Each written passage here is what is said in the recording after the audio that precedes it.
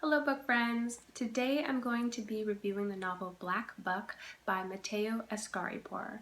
I hope I am pronouncing that correctly. This novel was a wild ride and there's just a lot that goes on. So my review today is going to feel a little chaotic because I had a lot of thoughts and a lot of things to say and I didn't know how to make it seamless, I guess. So forgive me if it feels a little chaotic. But hey, the novel itself is a little chaotic, so I think it might fit the theme.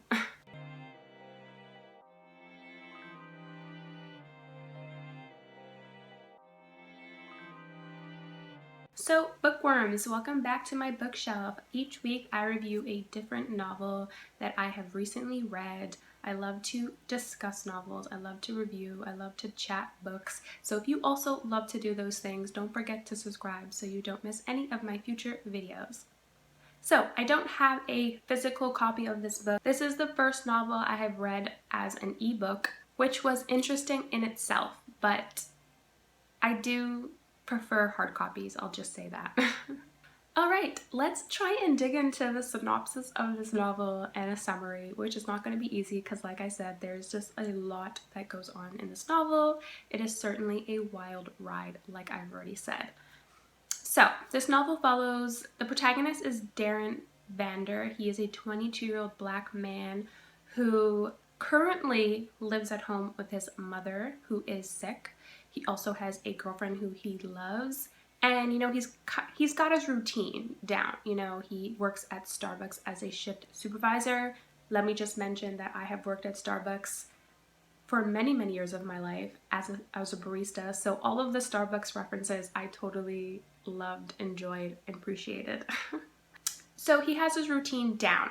Basically, he's working at Starbucks and a young, hot, kind of, suit and tie, rich, white guy who is a regular customer comes into the store to get his regular order, and for whatever reason, Darren is inspired and he decides to upsell the customer, whose name is Rhett. He decides to upsell him a different drink. And Rhett is very impressed by the fact that he was able to make Rhett change his order. And so he offers him an interview at his tech startup company, which is upstairs in the same building. This tech company is called Someone. And of course, Darren is a little skeptical at first. He's so content and comfortable in his life right now, but his girlfriend and his mother are basically the ones who inspire him to go for the interview. So of course Darren does go for the interview and he becomes one of the employees at Someone, but he is also the only black employee. Everyone else is white.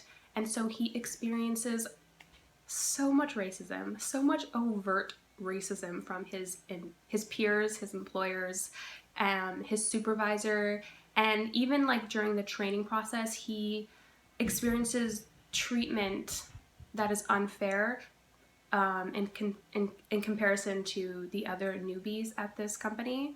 It is clear that the supervisor who is training them is racist and is giving Darren a harder time.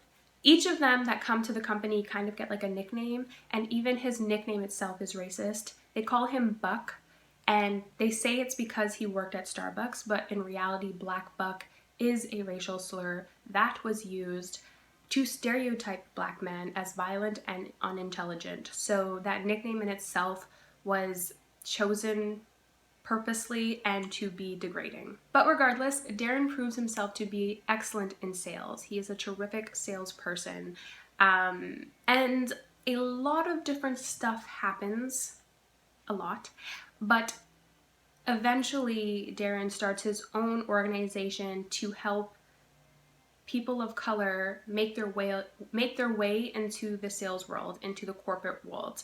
And that lands him in a whole other heap of issues.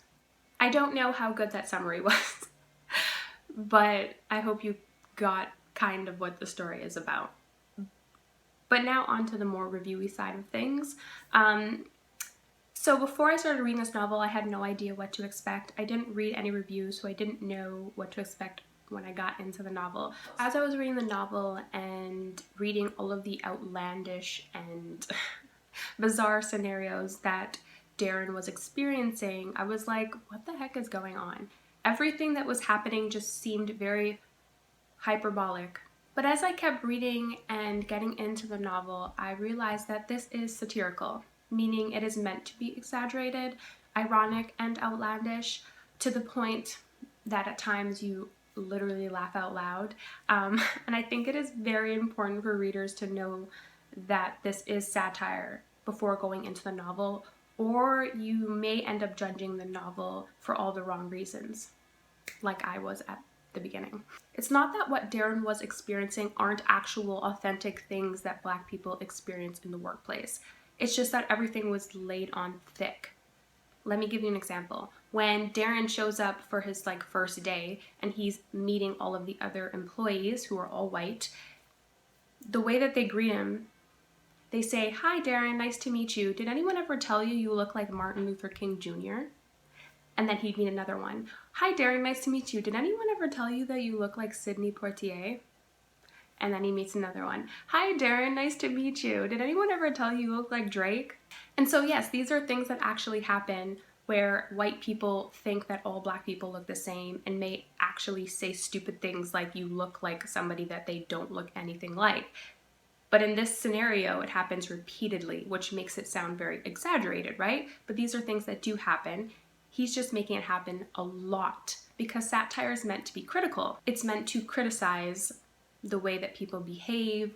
And in this scenario, Mateo is highlighting how white people think all Black people look the same by repeating it, and also by using people that don't look anything alike. Martin Luther King Jr., Sidney Poitier, Drake, they all couldn't look any different.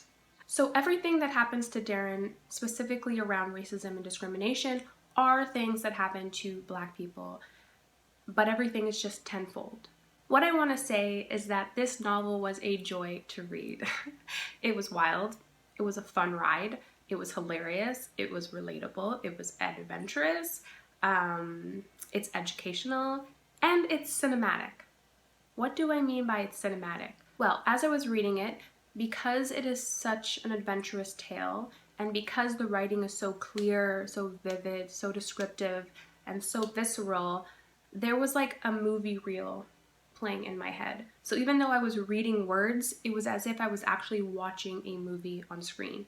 And so there is no doubt in my mind that this novel is going to become a movie one day or a miniseries.